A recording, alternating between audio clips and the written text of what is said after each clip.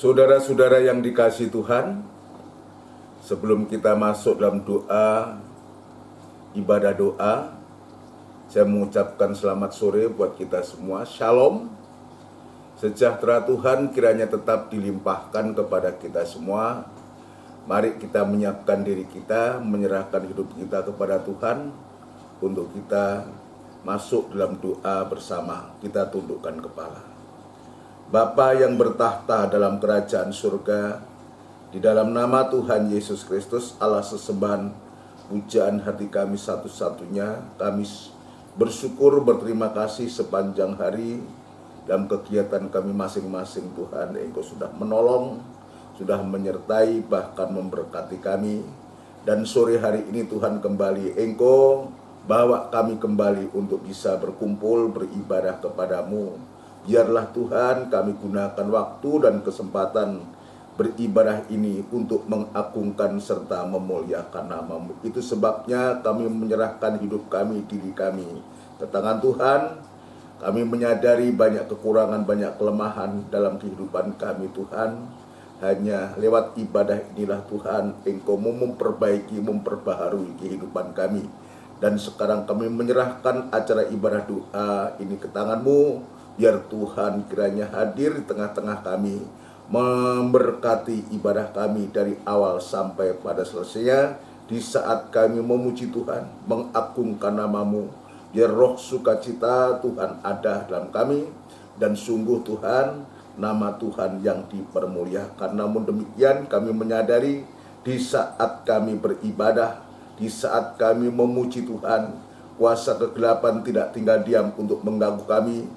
Dan itu sebabnya kami sehati panggil nama-Mu yang penuh kuasa untuk mengusirkan segala pekerjaan setan itu di dalam nama Tuhan Yesus Kristus, darah Kristus yang berkuasa. Terima kasih Tuhan, seluruh pelan-pelan-Mu yang terkait dalam ibadah ini. Biarlah Tuhan Engkau menolong, memakai kami sekalian dengan pemakaian yang dari Tuhan sendiri. Terima kasih Tuhan, terima kasih.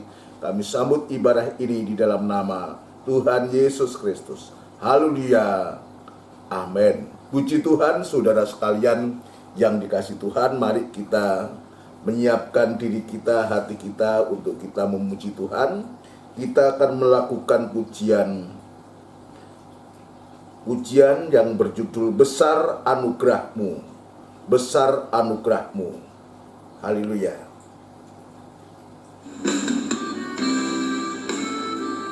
Haleluya.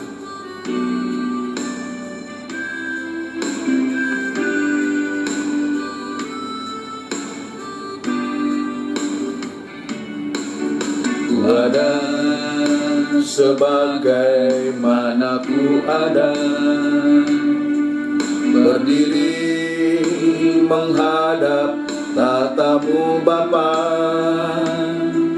semua karena anugerah-Mu yang telah selamatkan-Ku. Dalam segala kelimpahan, ku layak untuk melayani Tuhan. Semua karena anugerah-Mu tercurah bagiku. Besar anugerah-Mu, berlimpah kasih-Mu,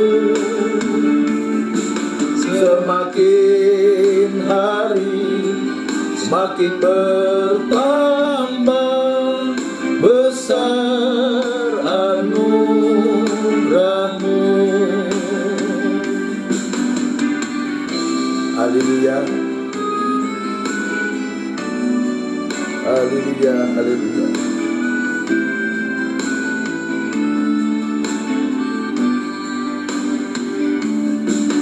Ku hidup dalam segala kelimpahan, ku layak untuk melayani layani Tuhan, semua karena anugerah-Mu tercurah bagiku. Besar anugerah-Mu, berlimpah kasih-Mu, semakin hari makin bertambah. Besar anugerah-Mu, besar anugerah-Mu,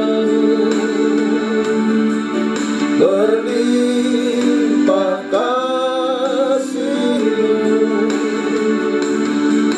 semakin hari makin bertambah.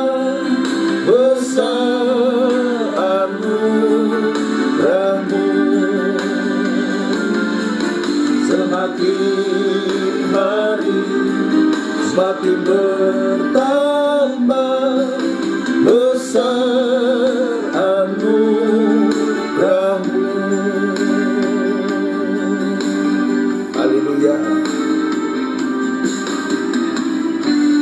Haleluya. Besar anugerahnya Tuhan, dan anugerah Tuhan itu tidak bisa diukur oleh apapun juga. Sebab anugerah ini pemberian Tuhan secara cuma-cuma. Terutama Dia sudah memberikan hidupnya, nyawanya untuk menolong, untuk menebus kita, untuk mengangkat kehidupan kita dari lumpur dosa. Itu sebabnya biarlah kita sungguh-sungguh di hari-hari ini kita menghargai kemurahan Tuhan, anugerah Tuhan yang Tuhan sudah berikan kepada kita. Mari kita akan melakukan pujian untuk kita masuk dalam firman Allah. Ini merupakan kerinduan hati kita supaya Tuhan membukakan firman Allah untuk kita, sehingga firman Allah yang dibukakan itu membukakan suatu pembukaan jalan bagi apa yang kita sedang hadapi, kita butuhkan di hari-hari ini. Tuhan pasti buka jalan.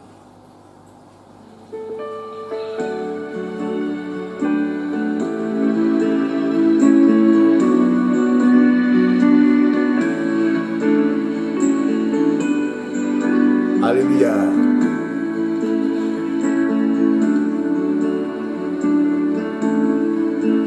Kau Tuhan pasti buka jalan. Ku tahu Tuhan pasti buka jalan.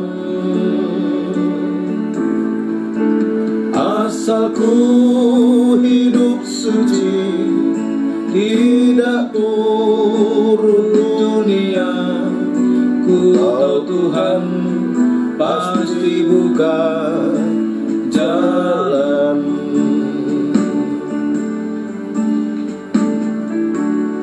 Haleluya. Ku tahu Tuhan pasti buka jalan. Ku tahu Tuhan pasti buka jalan. Asal ku hidup suci, tidak turut dunia. Ku tahu Tuhan pasti buka jalan. Ku tahu Tuhan pasti buka jalan. Ku tahu Tuhan pasti buka jalan. Asal ku hidup suci, tidak turut dunia. Ku tahu Tuhan pasti buka jalan.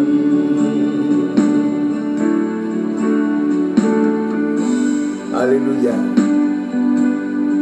Biar ini menjadi doa kerinduan kita kepada Tuhan, terutama Tuhan membukakan firman Allah.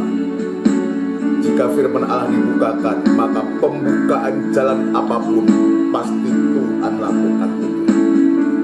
Haleluya.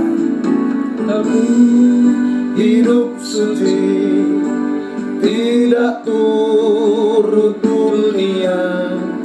Ku tahu Tuhan pasti buka jalan.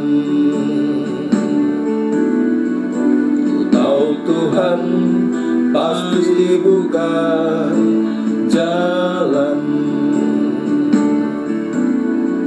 Ku tahu Tuhan pasti buka jalan.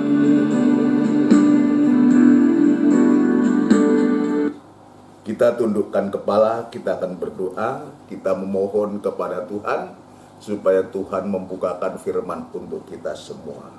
Syukur, terima kasih kami hatur persembahkan kepadamu Tuhan. Kami sudah memuji-muji dan membesarkan namamu dengan segala kesederhanaan yang kami boleh lakukan untuk Engkau, tetapi Engkau mengetahui Tuhan dasar hati kami yang paling dalam, dan itu sebabnya Tuhan, biarlah sebelum kami menerima firman-Mu yang benar, suci, dan sempurna ini, Tuhan menyucikan hati kami, pikiran, pandangan, dan angan-angan kami, supaya sungguh Tuhan, kami boleh mengerti firman-Mu, dan firman-Mu mendapatkan tempat yang terutama. Dan biarlah apa yang kami pujikan tadi Tuhan, merupakan satu kerinduan hati kami, untuk supaya Tuhan membukakan firman untuk kami. Dan kami yakin dan percaya ya Tuhan, jika firman-Mu Engkau berikan, Engkau bukakan kepada kami, biarlah pembukaan firman ini juga merupakan pembukaan pintu-pintu yang lain Tuhan, untuk membuka jalan untuk kami bisa mendapatkannya. Terima kasih Tuhan bersama Engkau. Terima kasih Tuhan, urapi firman-Mu dan urapi kami sekalian dalam pengurapan yang datangnya dari Engkau sendiri. Terima kasih Tuhan. Kami berdoa untuk gereja-gereja lain yang bersamaan beribadah semacam di tempat ini ya Tuhan. Kiranya Engkau menolong, Engkau memberkati juga, memberikan ungkapan firman-Mu untuk supaya sidang jemaat-Mu dimanapun mereka berada juga boleh mengalami kebangunan rohani untuk membawa jemaat-Mu masuk dalam proyek yang besar, pembentukan tubuh mempelai, dan Engkau akan segera datang kembali Tuhan. Terima kasih, hamba-Mu pun tetap berserah diri kepadamu, biar kemurahan dan anugerah-Mu tetap Tuhan nyatakan kepada hamba untuk mampu menyampaikan firman-Mu dengan benar dan murni, supaya sungguh firman Allah yang diungkapkan, yang dibukakan ini Tuhan, akan menyucikan hati kami Tuhan, mengoreksi hati kami, memperbaharui kehidupan kami, sehingga pembaharuan itu boleh terjadi dalam hati kami Tuhan, dan sampai sewaktu-waktu kami boleh sama mulia seperti Engkau mulia adanya. Terima kasih Tuhan Yesus. Terima kasih sidang jemaat-Mu yang saat ini berada di rumah mereka masing-masing. Biar Tuhan juga menolong, memberikan kekuatan hati untuk tetap percaya, berharap sepenuh kepada-Mu, dan terutama tetap memberikan hati yang selalu merindukan perkataan-Mu Tuhan. Terima kasih Bapa, terima kasih kami sambut firman Tuhan di dalam nama Tuhan Yesus Kristus. Haleluya.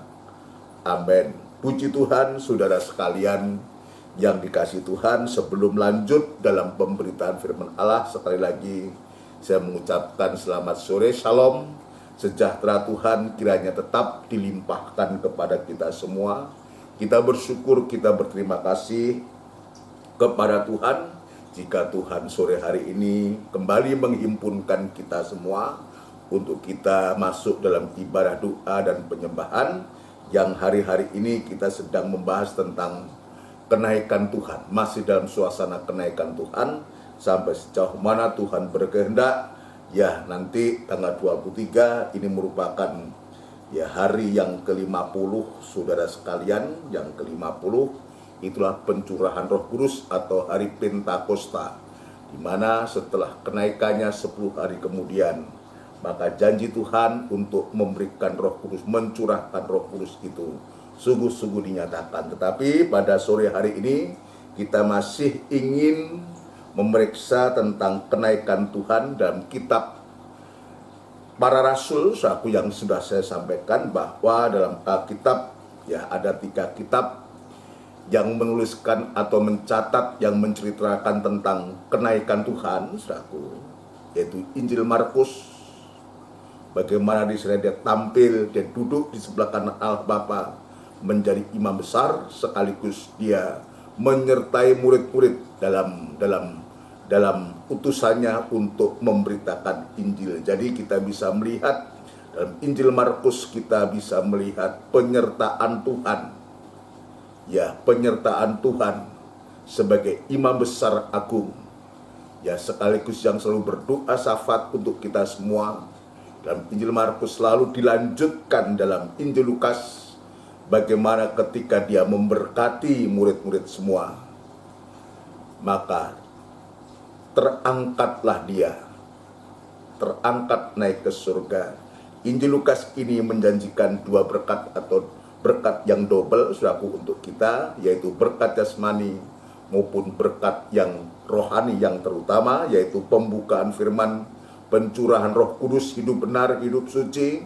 Itu merupakan berkat-berkat rohani yang untuk mempersiapkan kita bukan hanya kebutuhan kita di dunia ini, tetapi juga untuk masa depan kita sampai kita masuk dalam kerajaan surga.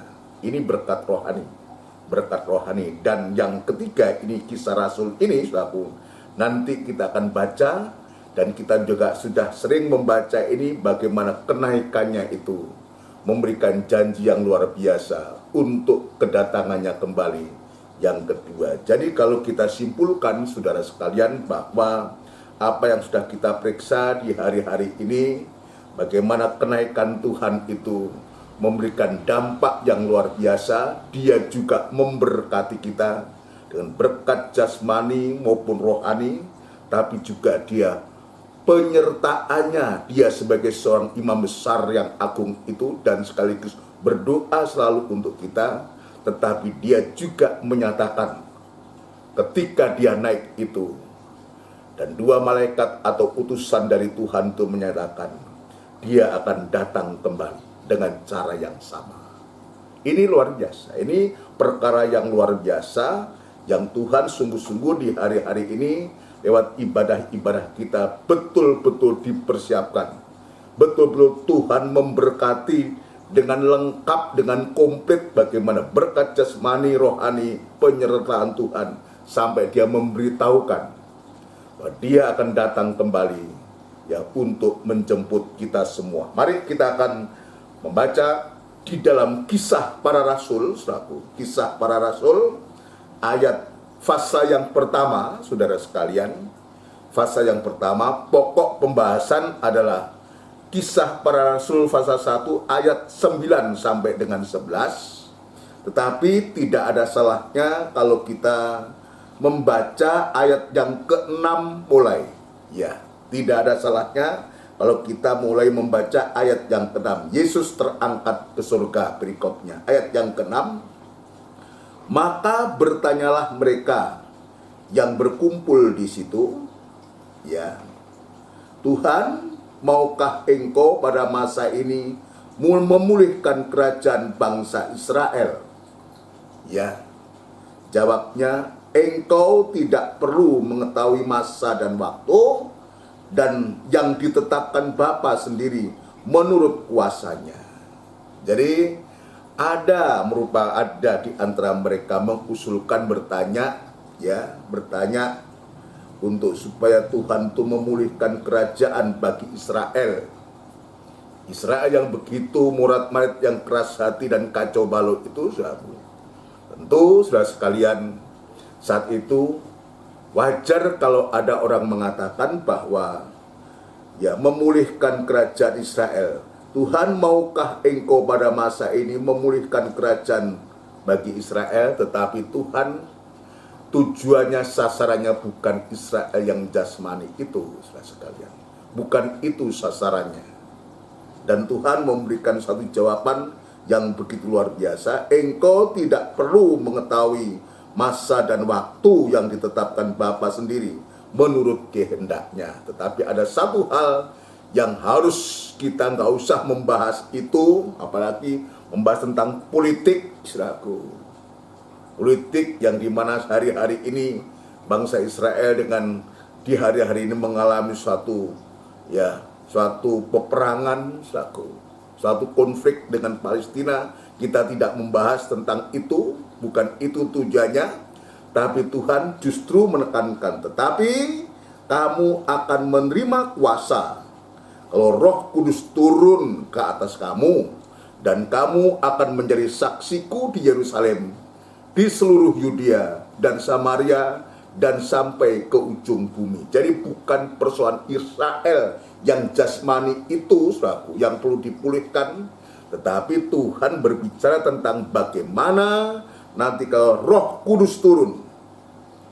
Ya, kalau Roh Kudus turun ke atas kamu, kamu akan menjadi saksiku. Ini jauh lebih penting daripada hal-hal yang sifatnya duniawi, jasmani, saudaraku. Tuhan ingin mempersiapkan kehidupan kita untuk supaya kita bisa menjadi saksi di Yerusalem dan di seluruh Yudea dan Samaria dan sampai ke ujung bumi. Ini kata-kata akhir sebelum Tuhan Yesus diangkat ke surga dalam versi Kisah Rasul pasal yang pertama ini. Ini kata-kata terakhir, baru ayat yang ke-9. Jadi perlu diingat pesan terakhir untuk murid-murid saat itu dalam Kisah Rasul itu, bagaimana yang terpenting kehidupan kita ini setelah diperlengkapi oleh Tuhan dengan turunnya Roh Kudus itu, kuasa Roh Kudus itu akan memenuhi kita dan kita akan menjadi saksi. Menjadi saksi artinya apa? Menjadi seorang pelayan. Menjadi seorang yang dipakai oleh Tuhan untuk menyaksikan. Apa yang kita saksikan? Yang kita saksikan adalah perbuatan-perbuatan besar dari Yesus. Bukan menyaksikan diri kita, bukan menyaksikan kelompok kita, organisasi kita, atau hebatnya gereja kita, tapi justru yang disaksikan itu adalah perbuatan-perbuatan besar ya yang sudah dikerjakan oleh Yesus. Baru kita ayat 9 kita akan membaca. Sesudah ia mengatakan demikian, terangkatlah ia disaksikan oleh mereka, dan awan menutupinya dari pandangan mereka. Jelas dia sebutkan bahwa dia naik ke surga, terangkatlah ia disaksikan oleh mereka, dan awan menutupnya dari pandangan mereka. Dia melihat dengan mata kepala sendiri, bukan katanya. Dari murid-murid ini melihat dengan matanya sendiri, bukan katanya orang. Ya, jadi kita bisa melihat murid-murid menjadi saksi akan terangkatnya Yesus naik ke surga. Dan terus ketika mereka sedang menatap ke langit waktu ia naik, tiba-tiba berdirilah 2 orang yang berpakaian putih dekat mereka. Ya, di bumi murid-murid menjadi saksi mata tentang kenaikannya. Tetapi untuk supaya lebih memantapkan, sebab 2-3 saksi, maka perkara itu menjadi sah, menjadi kuat. Maka Tuhan juga ya mengutus 2 saksi. Ya, dia sebutkan di sini, ketika mereka sedang menatap ke langit waktu ia naik, tiba-tiba berdirilah 2 orang yang berpakaian putih dekat mereka. Tuhan juga mengirimkan melengkapi saksi bukan dari bumi saja, yaitu murid-murid, tetapi dari surga pun Tuhan mengutus dua saksinya. Ya, mengutus dua saksi ini. Tidak disebutkan nama siapa dua orang itu, tapi dalam pengajaran yang saya yakini selama ini, saudaraku, bahwa dua orang ini adalah Musa dan Elia, yang dulu pernah ketika Tuhan Yesus dipermuliakan di atas gunung. Ya, saudara sekalian, Matius pasal 17 itu, Musa dan Elia itu juga datang bertemu dengan Tuhan Yesus di atas gunung itu. Nah, ini saudara sekalian, ya, ini disebutkan Musa dan Elia. Ini kehidupan siapa Musa? Ini Musa ini kehidupan atau mewakili kehidupan yang mati tetapi dibangkitkan. Musa itu, ya, dia mati, sekalipun kuburnya tidak pernah ditemukan sampai sekarang ini, tetapi kenyataannya dia bangkit. Apa buktinya bangkit? Ketika Yesus ada di atas gunung, maka Musa ini muncul, artinya dia dibangkitkan dari kematian. Musa artinya dia mewakili kehidupan-kehidupan yang mati yang dibangkitkan oleh Tuhan. Tapi Elia berbeda. Elia, dia diangkat hidup-hidup dengan rata api itu ke surga. Jadi Elia itu mewakili kehidupan-kehidupan, ya, yang diangkat ke surga, hidup-hidup sampai, ya, yaitu mewakili kehidupan-kehidupan yang diangkat surga ketika Yesus datang itu. Orang itu masih hidup, ya, itu Elia mewakili itu. Jadi dua saksi ini cukup. Saksi yang pertama dari bumi, itulah murid-muridnya, saudaraku. Dan saksi yang kedua ini dari surga, saudara sekalian, sebagai utusan, saudaraku. Sebagai utusan ketika kenaikannya, jelas dia mengatakan, saudaraku, ya, tiba-tiba berdirilah dua orang yang berpakaian putih dekat mereka. Bukan hanya diutus sebagai saksi, saudara sekalian, tapi lebih jauh ayat 11, perhatikan. Ya, bukan hanya diutus sebagai saksi, tetapi ayat 11, dan berkata kepada mereka. Dua orang ini yang berpakaian putih, ya, dekat mereka ini, dan berkata kepada mereka, hei orang-orang Galilea, mengapakah kamu berdiri melihat ke langit? Ya. Dia terus melihat ke langit sementara Tuhan Yesus sudah tidak ada. Awan sudah menutup dia, tetapi pandangan mereka tetap mengarah ke langit. Bagaikan dia merindukan sesuatu dari langit itu. Jadi saya ulangi, dia memandangnya terus ke langit, sekalipun Tuhan Yesus itu sudah tidak kelihatan, sudah tertutup dengan awan, tapi pandangan murid tetap terus ke langit. Bagaikan ada satu kerinduan dari murid-murid itu. Maka di saat mereka menatap ke langit, saudaraku, dua orang ini mengatakan, hei orang-orang Galilea, mengapakah kamu berdiri melihat ke langit?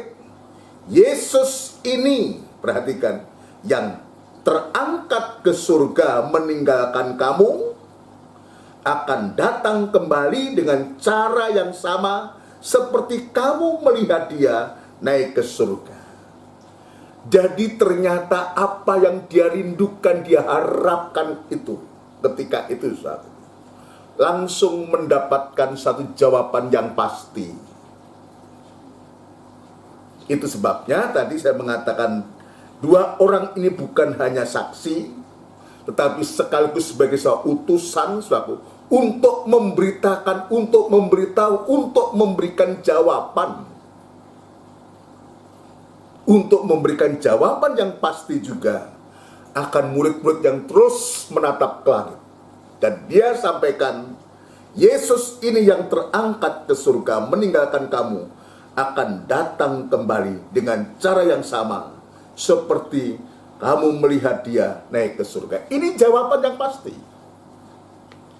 Jawaban ini datang bukan dari dunia, tapi jawaban datang justru dari surga untuk memberikan suatu kepastian kepada murid-murid.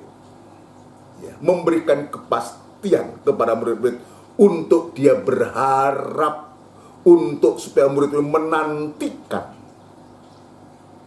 menantikan apa yang diwartakan, disampaikan oleh utusan dua orang itu yang dari surga itu. Ini hal yang luar biasa, saudara sekalian, yang Tuhan tunjukkan kepada kita sekalian. Itu sebabnya saya menggarisbawahi bahwa kenaikan Tuhan adalah kenyataan yang benar-benar terjadi. Perhatikan, kenaikan Tuhan adalah kenyataan yang benar-benar terjadi, seperti halnya bahwa Yesus benar-benar lahir dari kandungan Ibu Maria, saudara sekalian. Itu sudah terjadi. Seperti halnya Yesus yang benar-benar mati tergantung di kayu salib, tapi dia juga benar-benar bangkit dari antara orang mati. Itu juga sudah terjadi. Dan setelah dia bersama murid selama 40 hari, dia benar-benar naik ke surga. Tetapi ada satu hal yang belum terjadi, tetapi ini sudah disampaikan dari utusan dari surga ini. Dua orang ini, saudaraku, menyampaikan bahwa dia akan datang kembali. Tadi saya mengatakan kenaikan Tuhan adalah kenyataan yang benar-benar terjadi. Saksi di dunia ini juga banyak saat itu, murid-murid bersama murid-murid yang lain. Juga dari surga juga ada saksi, dua malaikat yang menjadi saksi peristiwa itu, satu. Nah, dengan kenyataan yang semacam itu, saudara sekalian, dari pihak kita sekarang dari pihak kita, dari generasi kita sekarang ini, apa yang sudah tertulis dalam Alkitab ini memberikan juga pengharapan kepada murid-murid saat itu, juga memberikan pengharapan kepada kita untuk supaya kita tidak perlu ragu lagi akan kedatangan Tuhan yang kedua kali, yang sudah diwartakan, disampaikan oleh dua saksi ini. Dan jangan mau juga kita dibuat ragu oleh siapapun juga tentang berita tentang kedatangannya yang kedua kali. Kita jangan meragukan janjinya Tuhan itu, sebab dia benar-benar naik, tapi dia juga berjanji lewat dua malaikat ini, dia akan datang yang kedua kali. Dia datang yang kedua kali. Dan itu sebabnya jangan kita ragu dan jangan mau dibuat ragu oleh siapapun juga. Biar ini kita pegang, saudara. Biar ini kita pegang. Jadi ini betul-betul fakta yang nyata. Nah, kalau demikian kita juga jangan ragu berita tentang kedatangan Yesus yang kedua kali. Buat kita sekarang, saudara. Jangan kita dibuat ragu, tadi saya mengatakan. Tapi dan kita juga jangan ragu untuk itu. Kenapa? Sekarang kita lihat, saudara sekalian. Kita lihat. Dia pergi. Dia meninggalkan murid-murid itu untuk apa? Dia meninggalkan murid-murid itu untuk apa? Sesaat dia meninggalkan murid-murid itu untuk apa? Saudara sekalian. Dan sekarang kita akan melihat. Kita akan membaca dalam Injil Yohanes pasal yang ke-14. Injil Yohanes pasal yang ke-14. Ayat yang pertama sampai dengan ayat yang ketiga. Tadi pertanyaannya, jangan sampai kita ragu dengan apa yang disampaikan utusan dari surga itu, dan kita jangan sampai mau dibuat ragu oleh siapapun juga. Ya, kita mengharapkan, berharap ada satu pengharapan untuk kita. Sesaat terpisah atau berpisah dengan murid-murid saat itu, maka kita akan bisa berjumpa kembali. Sebab dia pergi ke sana. Dia meninggalkan murid-murid saat itu. Sesungguhnya Tuhan sedang mempersiapkan diri. Itu sebabnya kalimat dalam Injil Yohanes pasal 14 ayat 1 mulai sampai 3 ini mengatakan, janganlah gelisah hatimu. Lah ini. Jadi tentang berita kedatangan Tuhan yang kedua kali, kalau kenaikannya itu sudah jelas, sudah pasti, kita selalu memperingati tiap tahun, memperingati kenaikannya. Tapi untuk berita tentang kedatangannya ini, saudara sekalian, maka ayat yang pertama mengatakan, janganlah gelisah hatimu. Ini kita jangan mau dibuat gelisah oleh orang. Jangan kita mau dibuat ragu oleh siapapun juga. Dan jangan mau untuk hati kita digoyahkan, saudaraku, dalam situasi yang semacam ini, saudara sekalian. Nanti kita akan melihat, ternyata juga ada orang-orang yang seperti itu, dan Tuhan pesankan ini. Janganlah gelisah hatimu. Nah, ini yang Tuhan tekankan untuk kita. Ya. Percayalah kepada Allah, percayalah juga kepadaku. Di rumah Bapakku banyak tempat tinggal.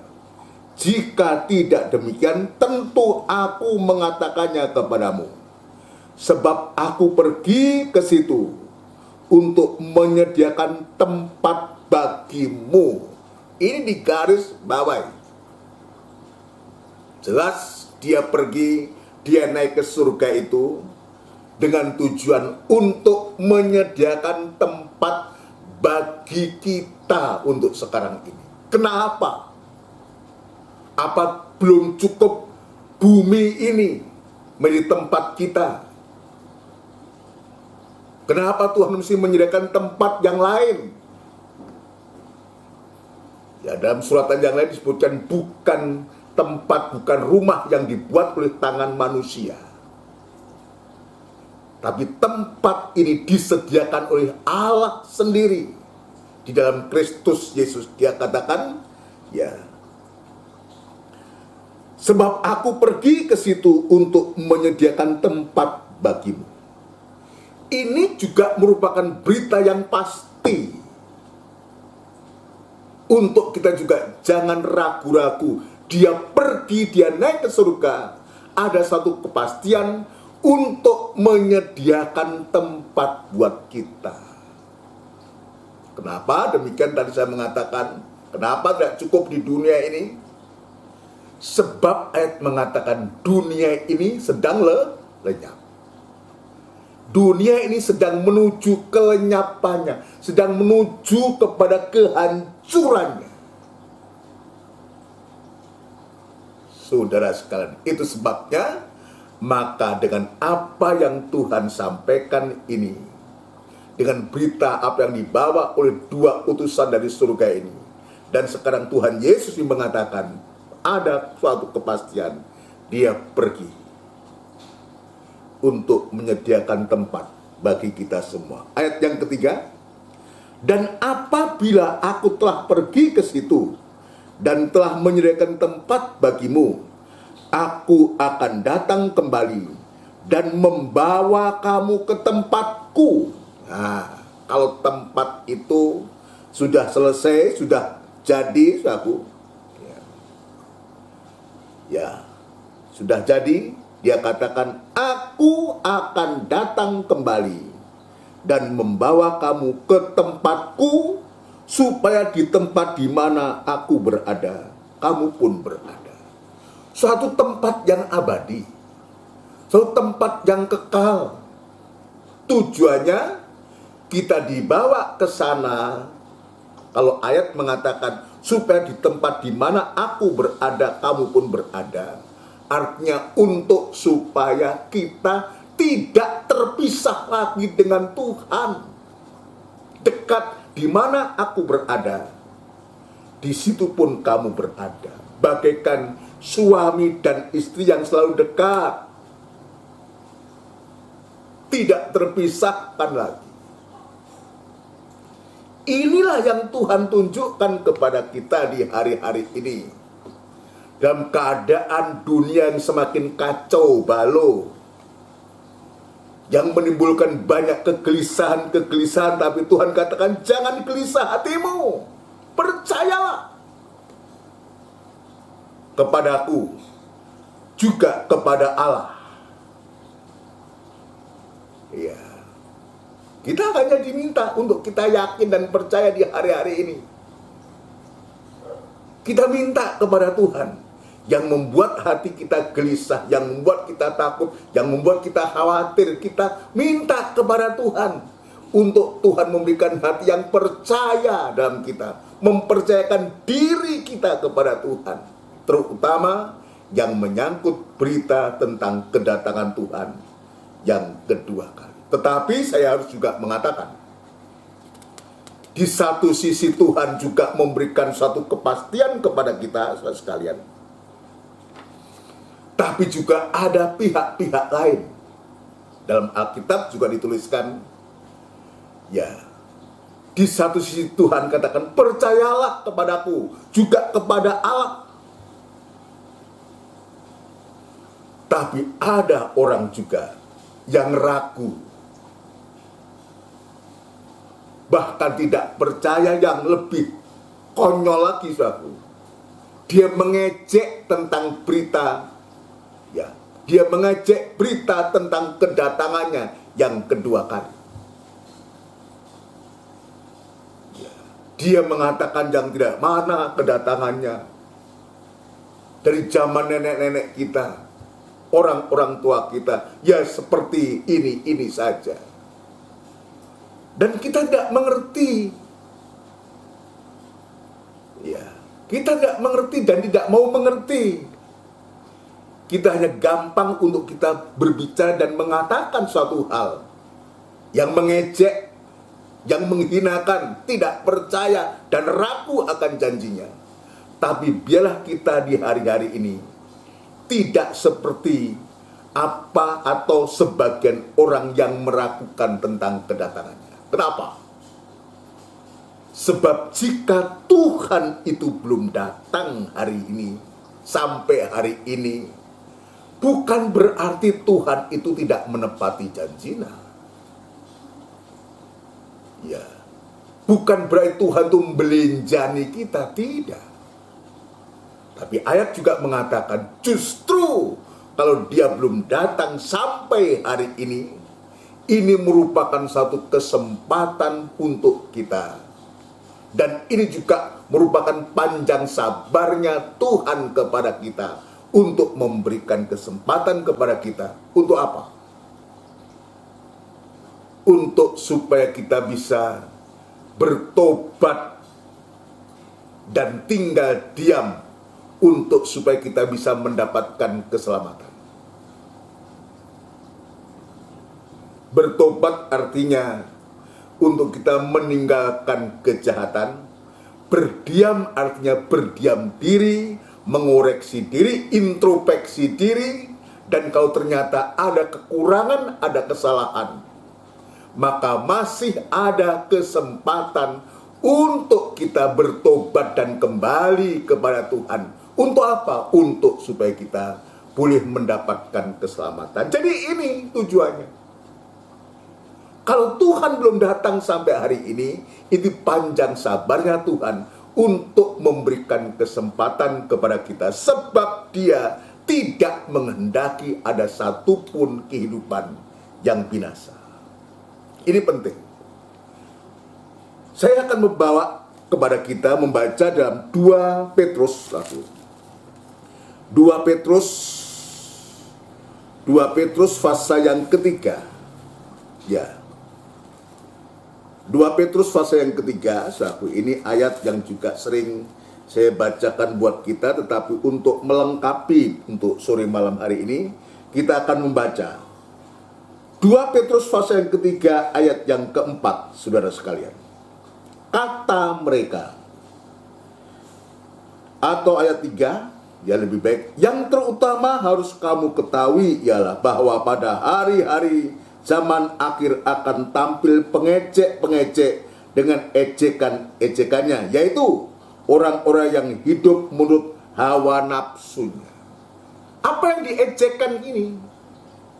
Justru yang diejekkan ini tentang berita tentang kedatangan Tuhan yang kedua.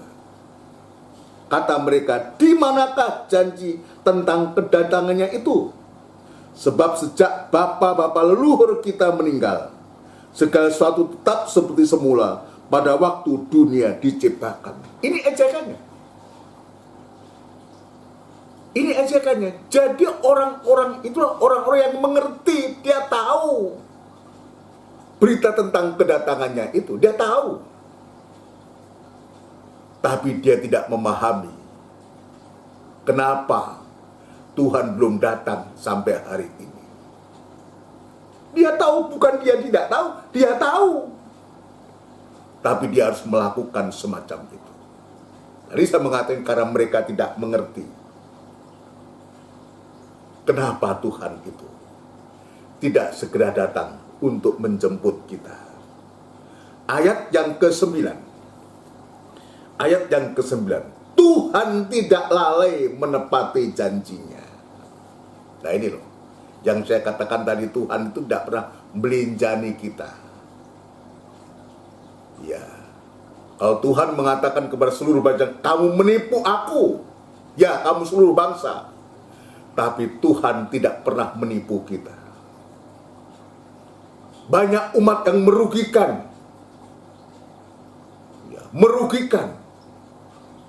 Tapi Yesus, Allah itu, di dalam Allah itu, Dia tidak pernah merugikan kita. Saudara sekalian, tetapi Dia mengatakan, Tuhan tidak lalai menepati janjinya. Ya, Tuhan bukanlah seperti manusia yang bisa lupa, bisa pikun, bukan. Ya, Tuhan itu tidak lalai menepati janjinya. Mungkin kita mengatakan, loh kenapa? Kalau nggak menepati janji, kok sampai hari ini belum datang? Iya, ada maksud dan tujuan. Pikiranku bukanlah seperti pikiranmu. Apa yang dipikirkan Allah untuk umat manusia itu nomor satu adalah tentang keselamatan. Bab ayat selanjutnya mengatakan, saudara sekalian, ya, saya ulangi, Tuhan tidak lalai menepati janjinya, sekalipun ada orang yang menganggapnya sebagai kelalaian, ya, tetapi Ia sabar terhadap kamu, karena Ia menghendaki supaya jangan ada yang binasa, melainkan supaya semua orang berbalik dan bertobat. Jadi ini loh tujuannya itu, saudara sekalian. Ini tujuannya. Kalau ada orang sebagian meragukan tentang kedatangannya, tapi tujuan Tuhan untuk supaya setiap manusia itu boleh minimal, boleh menjadi atau boleh menerima berita tentang keselamatan dan diselamatkan. Itu sebabnya sebelum Tuhan naik, Dia katakan, kamu akan menjadi saksi bagiku mulai di Yerusalem, Yudea, Samaria, dan seluruh ujung bumi. Untuk apa? Untuk supaya setiap orang boleh mendapatkan keselamatan. Dan dari kita sebagai murid-murid untuk sekarang ini, Tuhan mau pakai untuk kita untuk memberitakan tentang keselamatan ini. Supaya apa?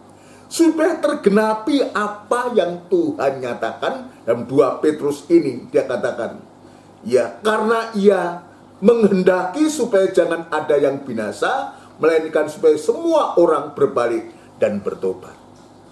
Dan sebanyak-banyaknya orang itu mendapatkan berita tentang keselamatan, dan banyak orang diselamatkan oleh Tuhan. Ya, puji Tuhan. Saya kembali kepada Yohanes pasal yang ke-14 ayat 1 sampai 3 tadi. Dia pergi untuk menyediakan tempat bagi kita. Dan dia sebutkan, saudara sekalian, ya, kalau itu sudah, tempat itu sudah ada, dan apabila aku telah pergi ke situ dan telah menyediakan tempat bagimu, aku akan datang kembali dan membawa kamu ke tempatku, supaya di tempat di mana aku berada, kamu pun berada.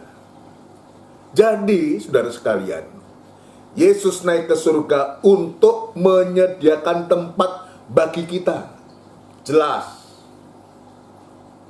bukan di dunia ini, tapi tempat yang Tuhan sediakan adalah kerajaan surga, atau Yerusalem yang baru, yang turun dari surga. Bukan Yerusalem yang sekarang sedang diperebutkan di Timur Tengah, bukan itu. Bukan itu, saudara. Itu sebabnya ya kita orang Kristen nggak terlalu pusing dengan itu, saudara. Kenapa? Bukan itu tujuannya. Bukan Yerusalem jasmani itu yang sekarang sedang berkonflik ini, bukan. Bagi kita orang-orang Kristen, Yerusalem yang Tuhan janjikan itu adalah Yerusalem yang baru, yang turun dari surga. Inilah yang menjadi tempat kita. Bukan memperguncingkan Yerusalem jasmani, tapi yang penting hari-hari ini kita memikirkan Yerusalem yang baru, itulah kerajaan surga.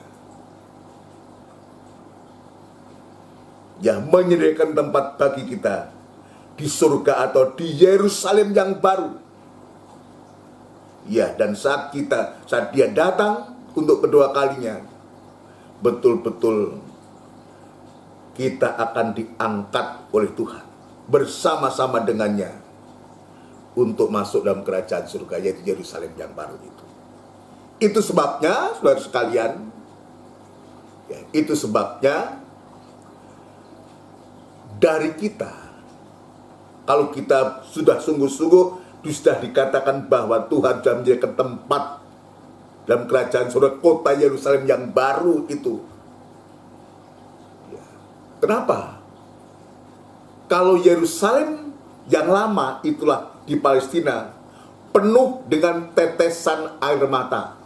Hari-hari ini air mata sedang betul-betul bertetesan. Kenapa? Banyak pertempuran, banyak korban-korban berjatuhan, baik pihak anak-anak, orang dewasa, baik pihak Israel maupun pihak Palestina, banyak yang berguguran. Air mata, perkabungan yang ada. Tapi Yerusalem yang baru ini, yang Tuhan sediakan ini, kota tanpa air mata. Perhatikan, kota tanpa air mata. Di sana sukacita, kebahagiaan itu sungguh-sungguh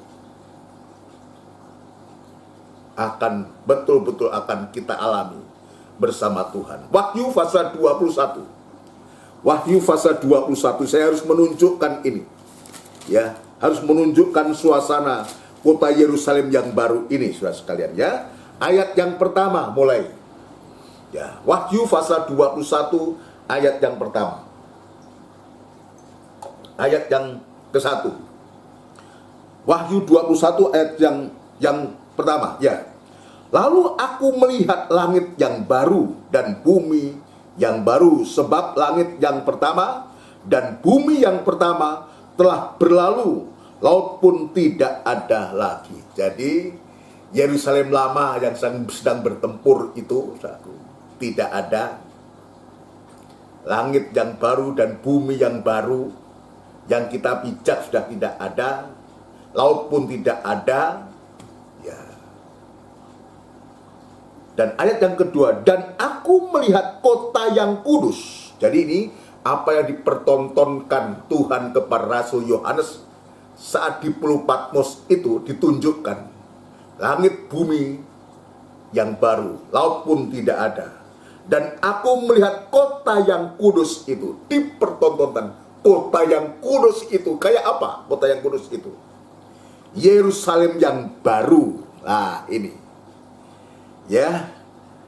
Yerusalem yang baru turun dari surga, dari Allah, yang berhias bagaikan pengantin perempuan yang berdandan untuk suaminya.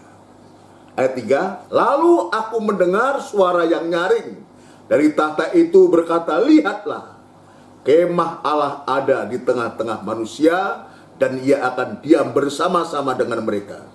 Mereka akan menjadi umatnya, dan ia akan menjadi Allah mereka. Ini tidak terpisahkan lagi antara Allah dan umat itu.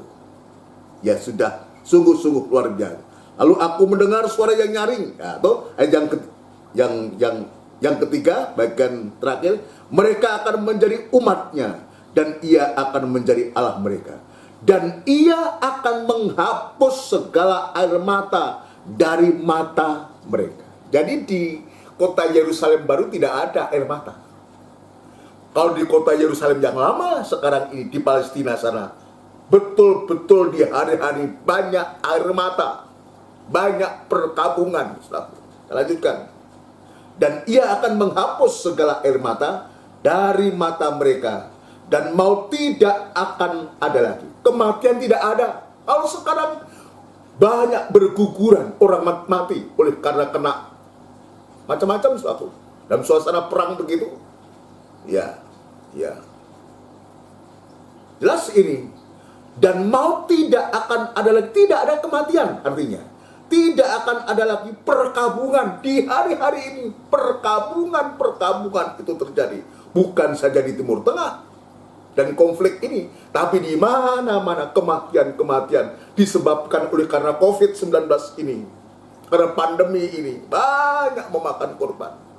Tapi tidak ada perkabungan lagi, tidak ada. Atau ratap tangis, atau duka cita. Sebab segala sesuatu yang lama itu telah berlalu. Nah, jadi tidak ada. Inilah suasana kota Yerusalem yang baru itu. Yang disebutkan Alkitab, aku menyediakan tempat bagimu. Dan tinggal sekarang, ketika Tuhan menyebutkan, aku akan datang kembali. Dia menyedia tempat bagi kita, dan dia akan datang kembali. Untuk apa?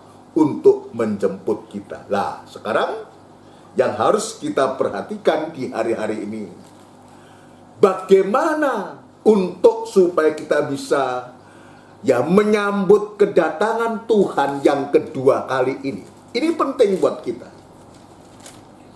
Ya, bagaimana, sikap apa yang harus kita lakukan untuk supaya kita bisa layak menyambut kedatangan Tuhan yang kedua kali.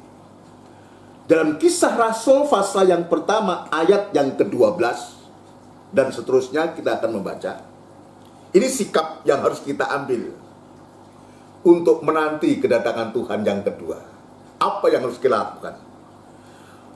Ya, setelah ayat yang ke-11, ayat 11 itu tentang kedatangannya, akan datang kembali dengan cara yang sama seperti kamu melihat dia naik ke surga.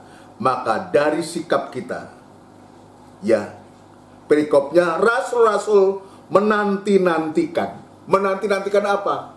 Kedatangannya yang kedua kali. Lalu apa yang dilakukan? Ayat 12, maka kembalilah rasul-rasul itu ke Yerusalem, dari bukit yang disebut Bukit Zaitun, yang hanya seperjalanan sabat jauhnya dari Yerusalem. Yang dilakukan adalah segera kembali ke Yerusalem. Ini penting, saudara sekalian. Segera kembali ke Yerusalem. Apa ini maknanya buat kita, saudara sekalian? Yerusalem itu arti rohaninya adalah pusat kegiatan ibadah,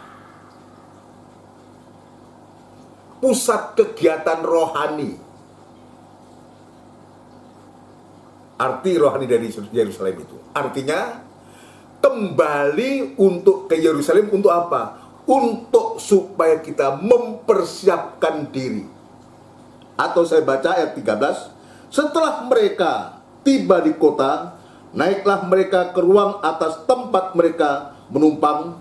Mereka itu ialah Petrus dan Yohanes, Yakobus dan Andreas, Filipus dan Thomas, Bartolomeus dan Matius, Yakobus bin Alfeus dan Simon orang Selot dan Yudas bin Yakobus. 11 orang. Kurang satu, Yudas Iskariot sudah tidak bersama-sama mereka. 11 orang ini dia kembali ke Yerusalem. Apa yang dia lakukan? Ayat yang ke-14, mereka semua bertekun dengan sehati dalam doa bersama-sama dengan beberapa perempuan serta Maria ibu Yesus dan dengan saudara-saudara Yesus. Yang dilakukan adalah kembali Yerusalem, artinya kembali dalam suasana ibadah. Jadi yang harus dipersiapkan dari pihak kita, gereja Tuhan, anak-anak Tuhan, adalah segera ambil sikap untuk sungguh-sungguh beribadah kepada Tuhan. Kembali ke Yerusalem, kembali kepada ibadah. Untuk gereja kita, saudara sekalian, kembali dalam ibadah, 3 macam ibadah. Ini merupakan suatu sarana untuk lewat ibadah dalam kandang penggembalaan itu kita dipersiapkan oleh Tuhan dengan 3 ibadah. Ibadah raya hari Minggu, saudara sekalian. Ibadah PA, pendalaman Alkitab hari Rebu yang disertai dengan perjamuan suci di tempat kita. Dan ibadah doa dan penyembahan hari Kamis seperti hari ini. Ayo kita kembali ke Yerusalem untuk kita bertekun di sana. Mereka bertekun berdoa dalam fase yang kedua, saudaraku. Kisah Rasul fase yang kedua, kita lihat apa yang mereka lakukan. Ya, gereja hujan awal zaman itu, saudaraku. Pasal 2 ayat 41. Ya, ini setelah pencurahan Roh Kudus, saudaraku, ada satu perkembangan yang begitu luar biasa, saudaraku. Apa yang mereka lakukan? Perikopnya, cara hidup jemaat yang pertama. Orang-orang yang menerima perkataannya itu memberi diri dibaptis, dan pada hari itu jumlah mereka bertambah kira-kira 3.000 jiwa. Mereka bertekun dalam pengajaran rasul-rasul dan dalam persekutuan. Bertekun dalam pengajaran rasul, bertekun dalam ibadah PA, dan persekutuan ini adalah ibadah raya, dan mereka selalu berkumpul untuk memecahkan roti. Ya, ini PA yang disertai dengan perjamuan seni dan berdoa seperti hari ini, ibadah doa. Ini yang dilakukan setelah Yesus naik ke surga dan diberikan janji akan kedatangannya yang kedua kali itu. Maka sikap dari murid-murid itu adalah untuk bertekun dalam ibadah. Jadi ini tugas kita. Ini tugas kita. Kalau Tuhan pergi untuk menyediakan tempat bagi kita, dan dia akan segera datang kembali untuk menjemput kita, maka tugas kita di bumi ini, yang kita masih diizinkan Tuhan, kita masih berada di bumi ini, ya, kita di bumi Surabaya, ada di bumi yang lain, mungkin di kota-kota yang oke, silahkan dimanapun kita berada. Tapi bagi kita yang ada di Surabaya ini, ya, dalam jemaat ini, tugas kita sekarang di dunia ini adalah untuk apa? Tadi saya mengatakan kalau dia pergi untuk menyediakan tempat bagi kita, maka tugas kita sekarang ini justru juga untuk menyediakan tempat bagi Tuhan. Ini penting. Tugas kita menyediakan tempat untuk Tuhan, supaya Tuhan itu selalu berdiam, berada dalam setiap kehidupan kita, setiap gerejanya anak-anak Tuhan. Ini tugas kita. Lalu bagaimana caranya? Tadi jawabannya, mereka semua bertekun dengan sehati dalam doa bersama-sama. Dalam fase yang kedua, tekun dalam pengajaran, tekun dalam persekutuan dan perjamuan suci, dan tekun dalam doa sembahyang. 3 macam ibadah ini untuk kita di hari-hari ini, biar kita tekuni. Itulah pengharapan kita. Hanya itulah satu-satunya untuk kita bisa menyiapkan diri ketika berita tentang kedatangannya yang kedua kali dibentangkan, ditunjukkan, diberitakan, diwartakan kepada kita. Biar kita menyediakan tempat untuk Dia lewat ibadah-ibadah yang Tuhan sudah sediakan untuk kita. Ini hal yang luar biasa yang Tuhan tunjukkan kepada kita.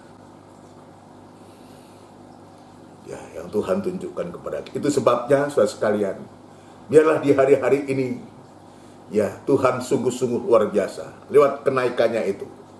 Kembali saya kepada yang permulaan, bagaimana Tuhan itu memberkati kita, suasana berkat itu, dan Dia tidak pernah berhenti untuk memberkati kita. Tidak pernah berhenti untuk memberkati kita. Tapi Dia juga menyertai kita. Dia sebagai imam besar yang sekarang duduk di sebelah kanan Allah untuk berdoa syafaat.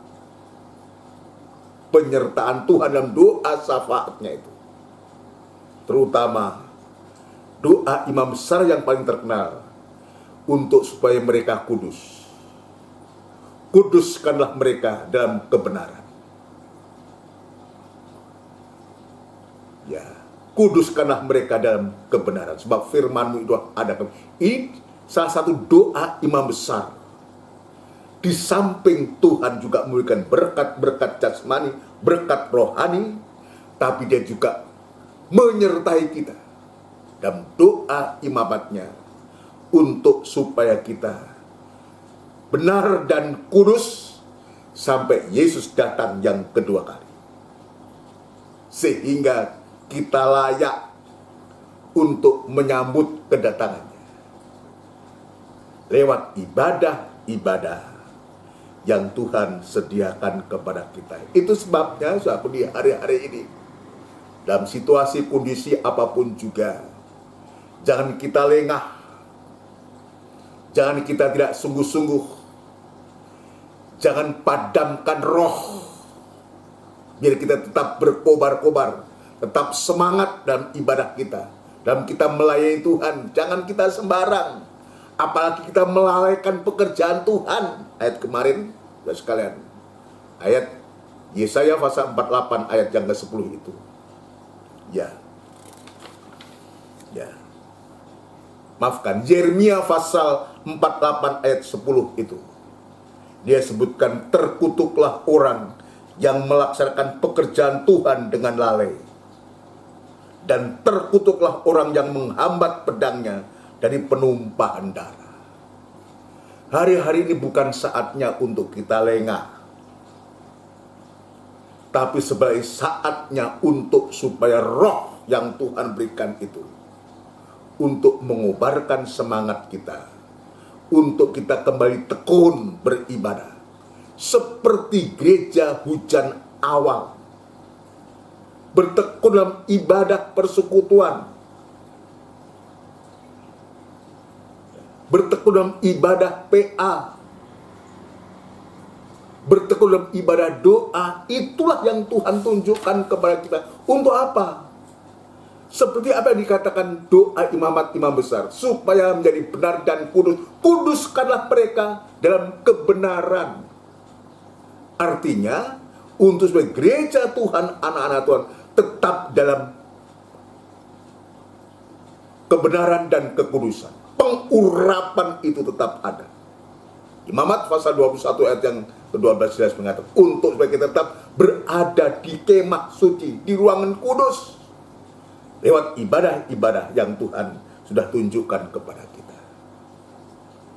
Ya, kiranya dengan berita tentang kenaikan Tuhan, baik yang kita bahas bersama dari Injil Markus, Injil Lukas, dan kitab Kisah Para Rasul ini memberkati kita. kita sedang menanti pencurahan Roh Kudus. Dalam ibadah minggu, jika Tuhan izinkan nanti ya Tuhan memberkati kita. Untuk apa Roh Kudus itu Tuhan curahkan, Tuhan berikan untuk kita? Apakah hanya untuk show? Bukan. Jelas dikatakan untuk supaya Roh Kudus itu dalam karunia-karunia memberikan kemampuan yang ajaib kepada kita untuk kita dipakai oleh Tuhan untuk menjadi saksi-saksi mulai dari Yerusalem, Yudea, dan Samaria sampai ujung bumi, untuk memberitakan perbuatan-perbuatan besar dari Dia. 1 Petrus pasal yang kedua ayat yang ke-9. Ya, biar kita berterima kasih kepada Tuhan. Ya, Dia baik kepada kita. Dan sungguh baik, sungguh amat baik kepada kita. Puji Tuhan.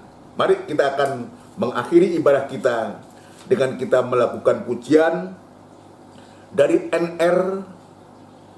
Pujian dari NR, saudara sekalian. NR 318, Bapa Engkau sungguh baik. Bapa Engkau sungguh baik.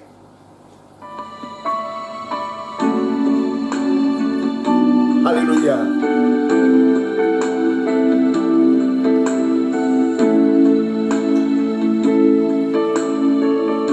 Haleluya.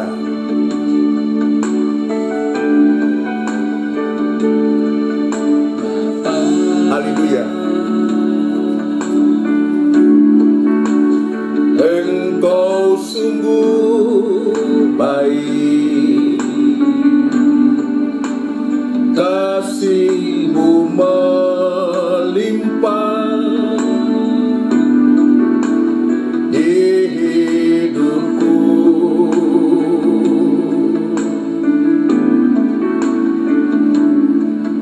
Bapa,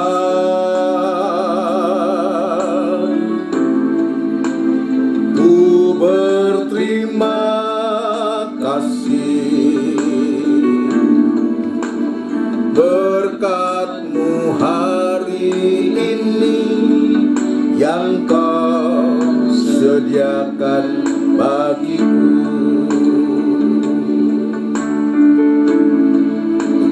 Naikkan syukurku, Haleluya.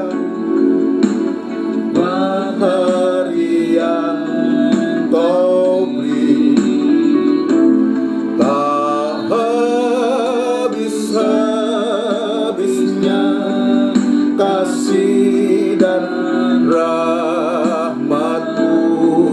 Haleluya. Selalu baru dan tak pernah terlambat pertolongan-Mu, besar setia-Mu di sepanjang hidupku. Haleluya.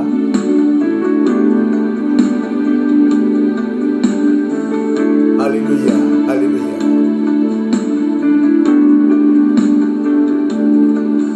Bapa,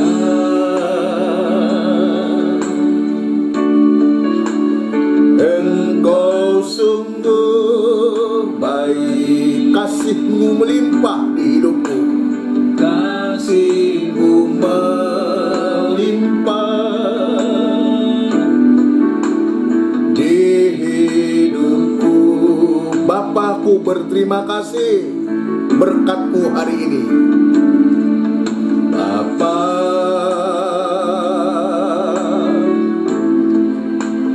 ku berterima kasih,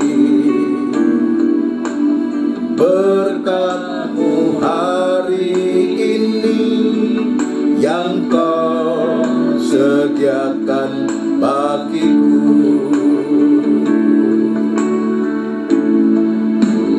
Naikkan syukurku,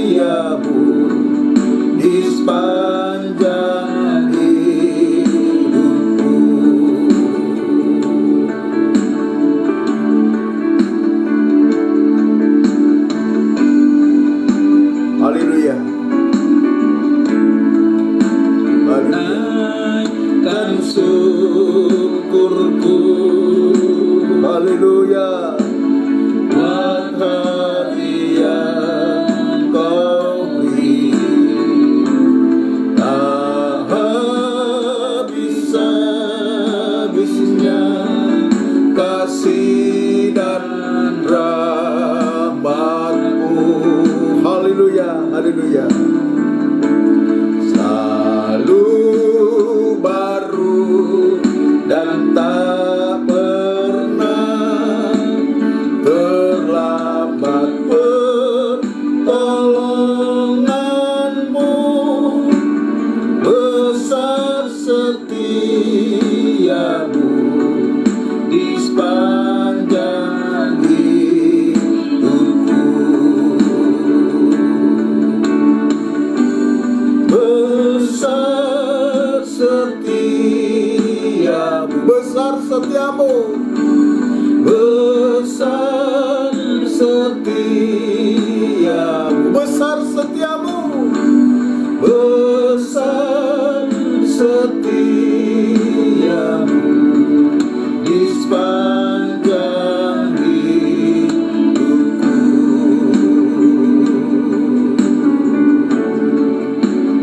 Haleluya. Kita tundukkan kepala, kita datang kepada Tuhan. Haleluya. Benar Tuhan, kebaikan-Mu begitu luar biasa kepada kami, sidang jemaat-Mu, anak-anak ketebusan-Mu di zaman akhir ini. Dengan berita tentang kenaikan-Mu, Engkau sudah memberkati kami. Engkau juga menyertai kami Tuhan. Engkau selaku Imam Besar Agung.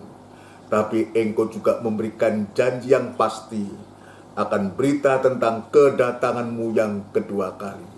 Sungguh Tuhan, di hari-hari ini kami rindu untuk dipersiapkan oleh Tuhan lewat ibadah-ibadah. Itu sebabnya Tuhan memberikan ketekunan kepada kami untuk tetap setia beribadah kepadamu dengan apa yang sudah Engkau percayakan kepada kami. Lewat 3 macam ibadah ini Tuhan, kami yakin dan percaya Engkau sedang mempersiapkan kami sampai kehidupan kami disempurnakan oleh Tuhan, untuk kami bisa di saat Engkau datang dan kami boleh Tuhan diangkat bersama-sama untuk bersama Tuhan dan tidak terpisahkan dengan Tuhan sendiri. Terima kasih untuk kebaikan-Mu, untuk kemurahan-Mu, untuk anugerah-Mu. Terima kasih untuk berkat-Mu, penyertaan-Mu juga Tuhan, untuk pembukaan firman. Terima kasih kiranya berkat-Mu ini tetap melimpah dalam hati kami dan menjadi iman, dan kami boleh praktekkan dalam kehidupan kami sehari-hari menjelang kedatangan-Mu yang kedua kali. Terima kasih Tuhan. Terima kasih, terima kasih. Dalam nama Tuhan Yesus Kristus kami alaskan doa dan sembahyang kami. Haleluya. Amin. Puji Tuhan, saudara sekalian yang dikasihi Tuhan, demikianlah rangkaian ibadah, doa dan penyembahan ini, saudara sekalian, yang kita beberapa saat ini, ya 4 ibadah ini, mulai dari kenaikan Isa Masih sampai sekarang ini, kita sedang diberkati, membahas tentang kenaikan Tuhan, dan Tuhan sudah memberkati kita. Biarlah kiranya berkat Tuhan ini melimpah dalam kita dan menjadi berkat, menjadi kehidupan-kehidupan yang dipakai oleh Tuhan.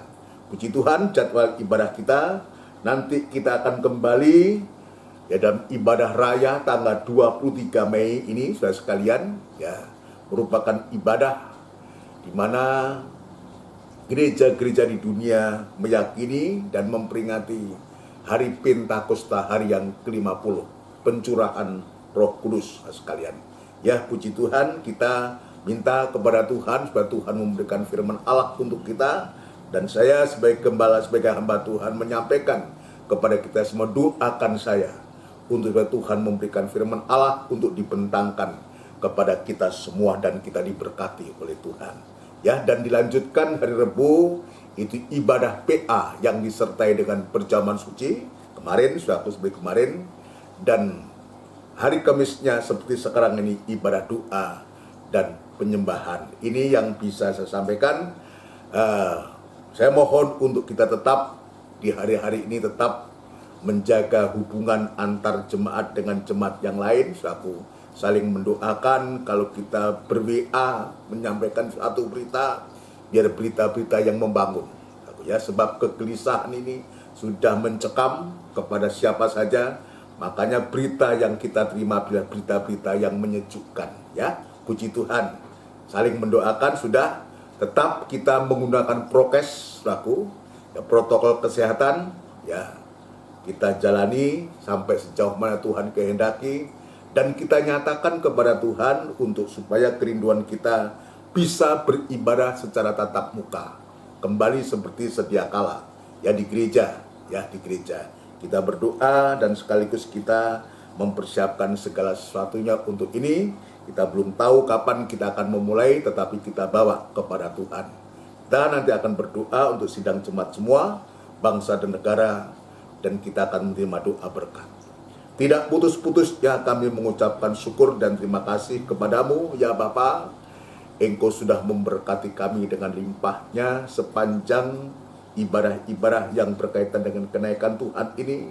Tuhan, biarlah Engkau juga menolong memakai kami sekalian untuk menjadi kehidupan-kehidupan yang menjadi saksimu di bumi ini, untuk membawa berita tentang keselamatan kepada orang lain yang belum diselamatkan oleh Tuhan. Itu sebabnya tolong Tuhan, pakai kami dan biarlah kami tetap tekun dalam ibadah yang Tuhan sediakan kepada kami. Terima kasih Tuhan untuk berkat-Mu yang tetap tertukik dalam hati kami, untuk kami boleh melakukan, mempraktekkan firman. Terima kasih karena hamba-Mu membawa seluruh sidang jemaat-Mu Tuhan, mulai dari anak-anak, remaja, kaum muda, dewasa, sampai yang paling sepuh-sepuh sekalipun, dimanapun saat ini berada, biar Tuhan juga menolong, memberkati, menyertai semuanya, mulai dari nikah, rumah tangga, usaha, pekerjaannya, bahkan Tuhan ibadah pelayanannya. Engkau juga memberkati semua, dan nama Tuhan dipermuliakan. Yang lemah Tuhan kuatkan,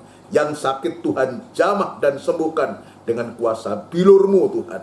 Terima kasih Tuhan, terima kasih Tuhan. Yang dalam masalah dan persoalan yang sedang dihadapi, dialami oleh sidang jemaat-Mu Tuhan, kiranya Engkau memberikan pertolongan yang ajaib. Hanya Engkau yang mampu menolong Tuhan, untuk supaya kehidupan jemaat tetap bersemangat, karena Engkau sekalipun harus banyak menghadapi tantangan dan rintangan Tuhan. Terima kasih Bapa di surga, terima kasih segala pekerjaan setan dan bentuk apapun juga yang juga mengganggu anak-anak ketebusan-Mu, ya Tuhan, kami serahkan ke tangan-Mu. Yang mengganggu keluarga kami masing-masing, kami serahkan ke tangan-Mu, dan kami panggil nama-Mu yang penuh kuasa untuk mengusirkan segala pekerjaan setan dan bentuk apapun juga, yaitu di dalam nama Tuhan Yesus Kristus, darah Kristus yang berkuasa. Terima kasih Tuhan, terima kasih bangsa dan negara kami, Republik Indonesia yang kami cintai, ya Tuhan. Kiranya Engkau juga menolong, memakai para pemimpin-pemimpin bangsa ini, mulai dari Bapak Presiden, Wakil Presiden, jajaran Menteri, dan pejabat tinggi negara di pusat sampai pun daerah. Biar Tuhan memakai, memberikan hikmat akal budi yang dari Tuhan, dan Tuhan memampukan mereka semua untuk mampu melaksanakan tugas-tugas negara untuk kebutuhan kepentingan rakyat yang banyak ini, khususnya dalam menghadapi pandemi corona ini Tuhan. Terima kasih Bapa, terima kasih. Tetap berikan damai sejahtera-Mu di tengah-tengah kehidupan kami, di tengah-tengah bangsa kami ini Tuhan. Jauhkan dari pertengkaran, jauhkan dari permusuhan, jauhkan dari peperangan. Gantikan damai sejahtera Allah ada di tengah-tengah kami semua, juga bangsa kami ini. Sebenarnya kami akan berpisah satu yang lain, ya Tuhan, kiranya menolong dan mempertemukan kami di hari-hari ibadah yang akan datang. Saudaraku yang kekasih, biarlah rahmat, anugerah cinta yang besar yang datangnya dari Allah Bapa, Sang Putra dan Roh Kudus, yang sepenuhnya di dalam nama Tuhan Yesus Kristus. Haleluya, amin. Selamat malam, Tuhan memberkati kita semua. Puji Tuhan.